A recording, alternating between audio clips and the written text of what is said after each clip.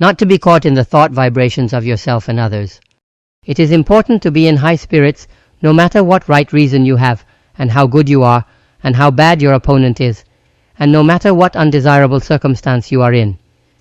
Being in a bad, angry, or gloomy mood is all Kieteyuku Sugata, or the process of your karmic thoughts appearing to fade away. Therefore, always keep your mood bright. Whoever you meet, it would be best if you give them a pleasant feeling.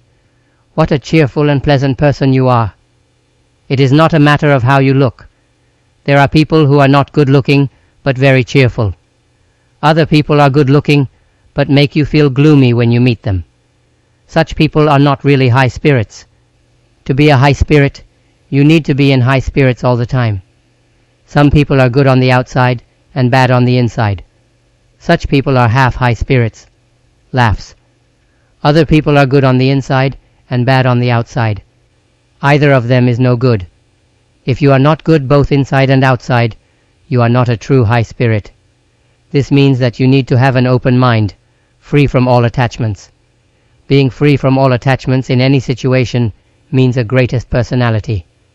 As much as you have attachments, if you have good thoughts of concern for the nation or for humankind, it is not right.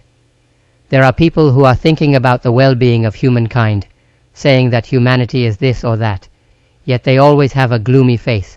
As much as they have a gloomy face, it works negatively for humanity. Without knowing it, they are saying that humanity, the world, or Japan, is this or that. This will not make anything. Thoughts decide everything. Because thoughts decide everything, each person's thoughts, whether they are bright and cheerful or moody and gloomy, simply put, determine his or her destiny. Scholars explain it in technical language. Fundamentally speaking, what is the mind that is essential? It is the mind that is bright and cheerful and is never upset, no matter what happens. The mind that will never be darkened or filled with anger and is always bright, gentle and cheerful, no matter what happens. Such is the divine mind. Therefore, seeking God outside is not really the solution. It is not God in heaven, but God in us. What is that God?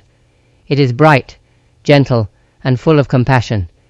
It is therefore against the divine mind to say, God, God, and bully others and yourself or hurt yourself.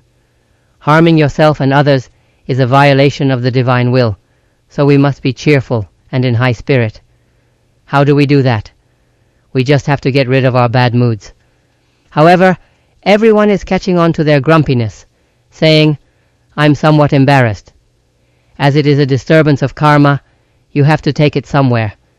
In other words, you have to take it to the divinities and have them take care of it. You should not hold feelings of unhappiness. But if you catch them, it would be best that you come in the great light of the prayer for world peace, just as you hold them. Let us be each other's advisors. The divine light is shining within oneself, but one is too weak to enter the light of Hon-shin, or true mind. Surrounded by karmic thoughts and actions, one cannot but be trapped by anger or anxiety. If one enters their Hon-shin, such negative emotions will disappear. However, one cannot enter their Hon-shin, and they are taken away by the karmic thoughts that come up. So then, what do? You take them to a person whose Hon-shin is revealed prominently and say, what shall I do? Then they will vanish, and you become the brighter. That is all you have to do for each other. If that is not sufficient, you can bring them to me. Then I will clap my hands and smile at you, and they will disappear. People often say that they have been thinking about asking me this and that, but when they sit down in front of me, they forget all and have nothing to say. You do not have to say anything. Just come and bask in the divine light. You become each other's advisors. One day you may feel wonderfully enlightened and feel that you can advise on anything, but the next day you may feel down and consult with the person who consulted with you the day before. Feeling up at one time and down at another is not high-spirited in a true sense. But since this physical world is a world of karmic existence, where karmic thoughts affect on each other, you cannot help but get captivated. They are vibrations. A typhoon is now blowing in the area. My right arm is aching as if twisted. However, I only think it hurts. and I am fine when I clap kashiwade. The vibrations get on me like this as well. The thoughts of humanity come to everyone. They match with the karma within oneself and draw them out, causing feelings of anxiety and anger,